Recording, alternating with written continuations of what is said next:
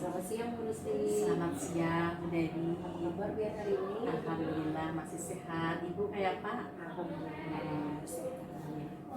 Ibu, tujuan dulu datang ke Pian hari ini mau melakukan wawancara dalam rangka ada tugas dari CGP di tugas 23.1 demonstrasi kontekstual, yaitu untuk mewawancara pemimpin sekolah atau kepala sekolah terkait dengan dilema etika dan rujukan moral yang ada di sekolah ini. Apakah Ibu bersedia? Bersedia sekali. Oh iya, baiklah. Belum mulai ya Bu? Ya, silakan. Bu, apakah selama ini cara Pian mengidentifikasi kasus-kasus yang merupakan dilema etika atau rujukan moral di sekolah ini seperti apa? Oh ya.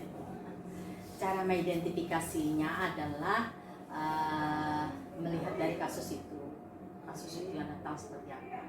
Nah, kalau dia terkategori bahwa itu adalah kasus dilema etika, berarti ada dua kasus atau lebih nih yang sama-sama nilainya sama-sama benar. Sama-sama benar artinya sama-sama ada mengandung nilai kebajikan, sehingga saya harus jeli melihat itu.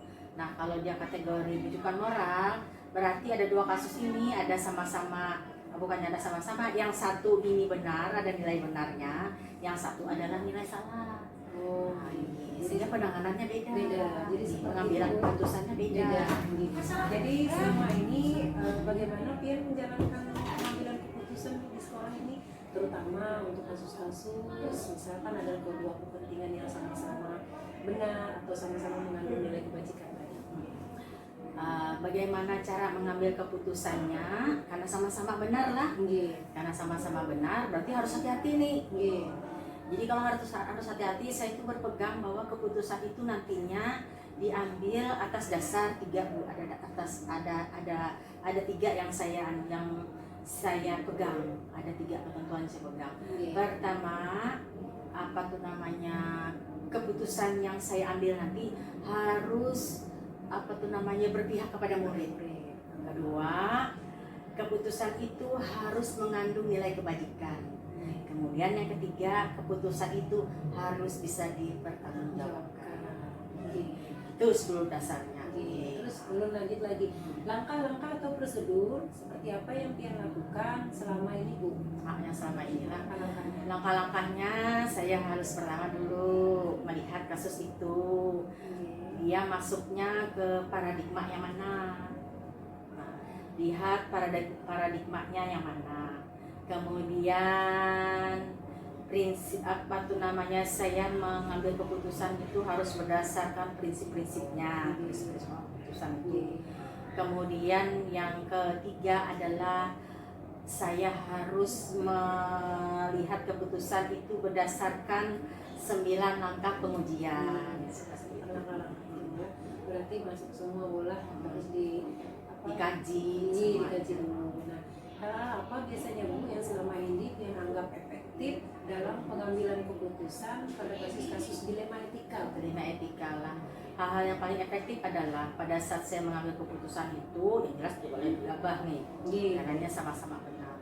Sehingga yang paling efektif adalah di data. Data harus lengkap, kemudian saling berkolaborasi.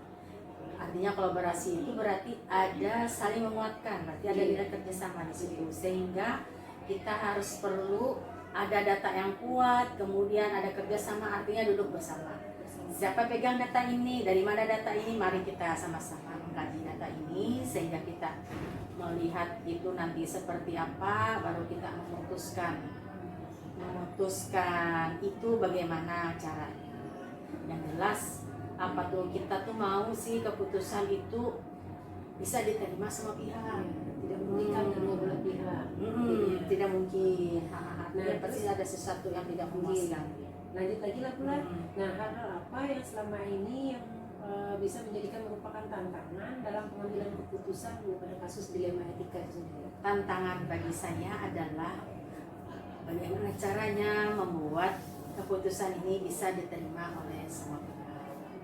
Kemudian tantangan juga yang berikutnya, bagaimana caranya keputusan ini apa tuh namanya, selain dia diterima oleh semua pihak, semua pihak ini mau mengikuti, artinya berpegang pada apa yang kita putuskan, artinya dia menerapkan, menjalankan seperti itu.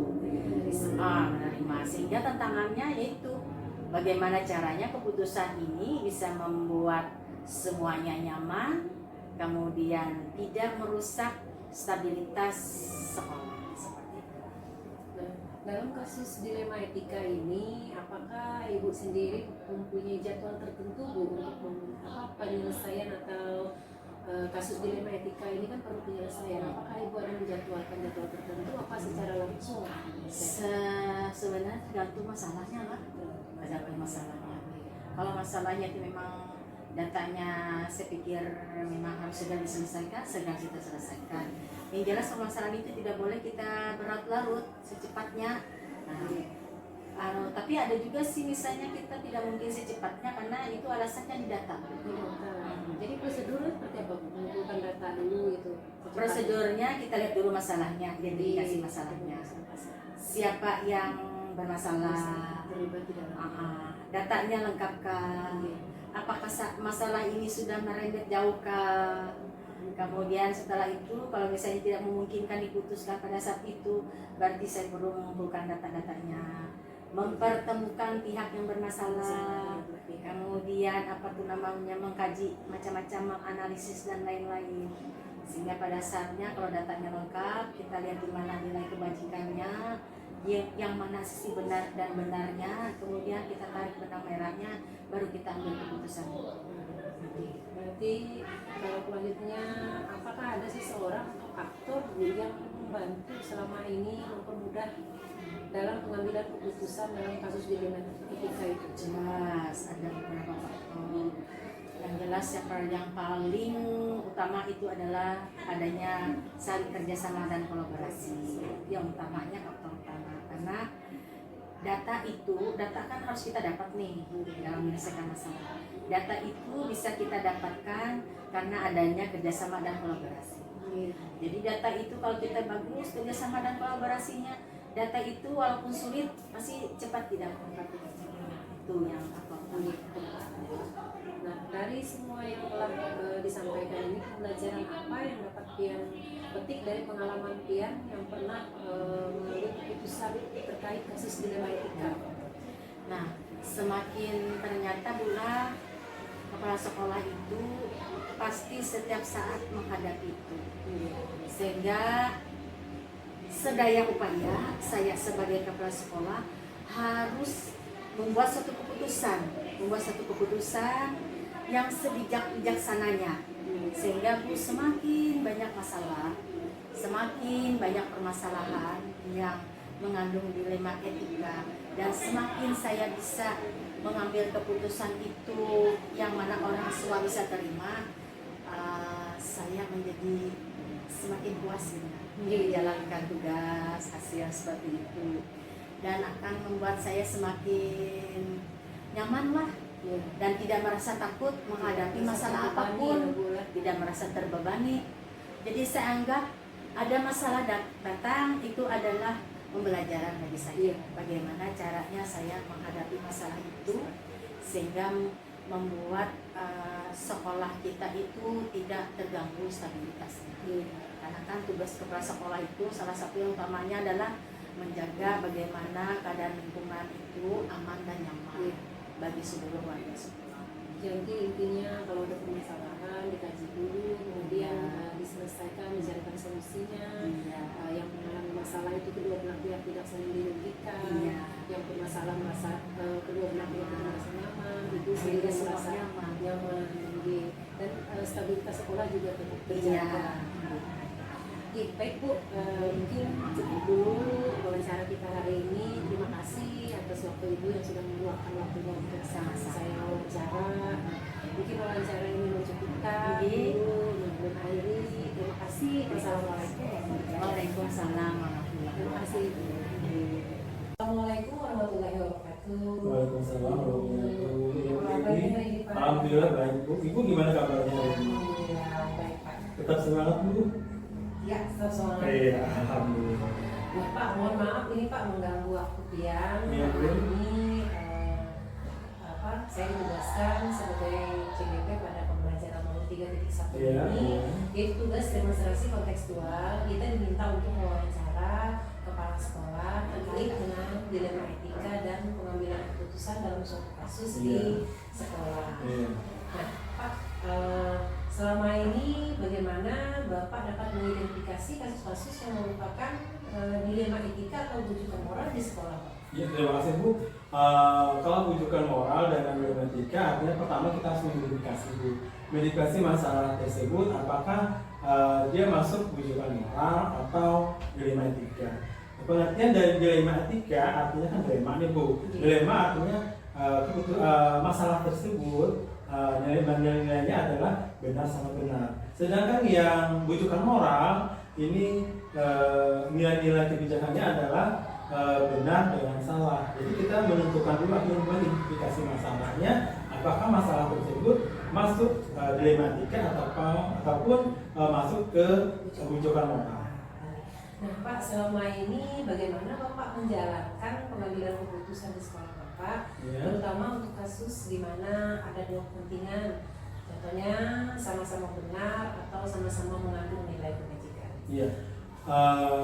Yang saya ambil keputusan artinya saya harus melibatkan dewan guru, terus orang tua, terus pihak terkait, misalkan pengawas atau bapak ibu pengawas serta pihak dari dinas, karena keputusan tersebut harus dimusyawarahkan karena berdasarkan keputusan yang kita ambil apakah dia termasuk dilema etika atau rujukan moral. Ya. Untuk langkah-langkah atau prosedurnya sendiri seperti apa yang biasa Bapak lakukan selama ini Pak? Prosedurnya yang pertama adalah saya mengidentifikasi masalah. Yang kedua faktanya, kapan terjadinya, di mana kejadiannya, terus yang terakhir bermanakan musyawarah. Karena dengan musyawarah tersebut kita bisa mengambil keputusan tersebut dengan melibatkan saudara yang ada, artinya keputusan tersebut bisa dipertanggungjawabkan.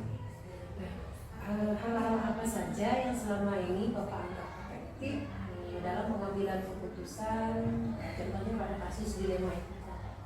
Hal-hal efektif yang saya ambil adalah yang pertama tadi dengan musyawarah Bu. Karena dengan musyawarah tersebut kita dapat mengambilkan keputusan tersebut, artinya bisa dipertanggungjawabkan. Karena musyawarah itu hasil keputusan kita bersama. Artinya guru yang satu pendapatnya begini, guru yang satu pendapatnya begini, dan seterusnya. Kita ambil musyawarah yang mufakat supaya nanti keputusan tersebut tidak merugikan kedua belah pihak. Ya Pak, selama dalam kasus dilema etika itu apakah ada tantangan dalam pengambilan keputusannya Pak? Tentu ada Bu tantangannya, artinya beberapa tantangan yang dihadapi, misalkan kasusnya tersebut sama-sama benar, misalkan artinya dilema etika. Terus misalkan kasusnya rujukan moral, artinya benar dengan salah. Artinya tantangannya gimana kita mengambil keputusan bersama tersebut tidak merugikan kedua belah pihak, artinya sama-sama diuntungkan, tidak merugikan. Jadi baik itu kasusnya dilema etika ataupun kasusnya rujukan moral, kita mengambil keputusan dengan musyawarah. Kemudian hal-hal apa saja yang selama ini Bapak anggap efektif Pak dalam pengambilan keputusan pada kasus-kasus dilema etika itu? Yang saya anggap efektif pada keputusan dilema etika yaitu dengan musyawarah tadi Bu, karena dengan musyawarah tersebut kita dapat mengambil keputusan yang bijak. Artinya keputusan yang kita ambil itu tidak merugikan kedua belah pihak. Iya. Jadi intinya pengambilan keputusannya itu harus sama-sama merasa nyaman. Iya, nyaman betul Bu. Artinya tidak dirugikan lah pihak-pihaknya ini. Dan kemudian Pak, untuk menangani kasus dilema etika itu, apakah Bapak ada menjadwalkan atau seperti ada jadwal tertentu Pak dalam menyelesaikan kasusnya? Tidak Bu, karena artinya kasus tidak terjadwal tertentu, karena kasus tersebut bisa ada kasus nih, kalau bisa langsung saat itu juga kita bersama-sama memberikan keputusan supaya tidak menimbulkan jangka panjang. Artinya keputusan kita ambil jangka pendek aja, supaya kalau misalnya jangka panjang kan perlu waktu nih Bu. Iya. Kalau kita jangka pendek, artinya keputusan tersebut kita ambil saat itu juga. Jika ada masalah tersebut, kita tidak perlu memerlukan jangka waktu. Ya, artinya biar tidak berlarut. Iya, tidak berlarut-larut. Karena kalau dibiarkan berlarut-larut bisa ada terjadi perubahan. Iya, ada perubahan lagi Bu. Iya, iya betul. Nah, ini Pak. Nah, adakah seseorang atau faktor-faktor Pak yang selama ini mempermudah atau membantu Bapak dalam pengambilan keputusan kasus dilema etika itu? Ya, pasti ada pula faktor-faktor yang mendukung atau seseorang yang mendukung, seperti misalkan dewan guru, orang tua, komite sekolah, misalkan melibatkan pihak terkait, misalkan Bapak Ibu pengawas dengan pihak dinas kabupaten. Artinya kalau memang perlu jangka panjang, artinya memerlukan dinas pendidikan, melibatkan dinas pendidikan. Tapi misalkan keputusan tersebut cuma jangka pendek, cuma sekedar sekolah saja. Berarti kalau misalkan keputusannya itu jangka pendek, jadi diselesaikan di sekolah saja. sekolah saja. Nah, Bu, Pak, dari semua yang telah disampaikan tadi, pembelajaran apa yang Bapak petik dari pengalaman Bapak dalam pengambilan keputusan dilema etika ini? Ya, dari pembelajaran dari keputusannya dari etika, artinya pertama kita mengidentifikasi masalah itu. Yang kedua, fakta-fakta apa, fakta pendukungnya. Yang ketiga, kapan dan di mana kejadian tersebut. Yang keempat, kita mengadakan musyawarah untuk mufakat dan berkolaborasi dengan pihak-pihak terkait, misalkan dengan guru, komite, orang tua, terus Bapak Ibu pengawas serta dinas kabupaten, supaya keputusan kita tersebut dapat dipertanggungjawabkan dan tidak merugikan pihak-pihak terkait. Iya, betul. Nah, baik Bapak, mungkin cukup dulu untuk hari ini. Terima kasih Ya, Bu, sama-sama. yang sudah Bapak berikan kepada saya. Iya. Saya rasa untuk acara ini sudah cukup. Terima kasih Bapak Ayu. Iya, sama-sama Bu. Assalamualaikum warahmatullahi wabarakatuh. Waalaikumsalam warahmatullahi wabarakatuh.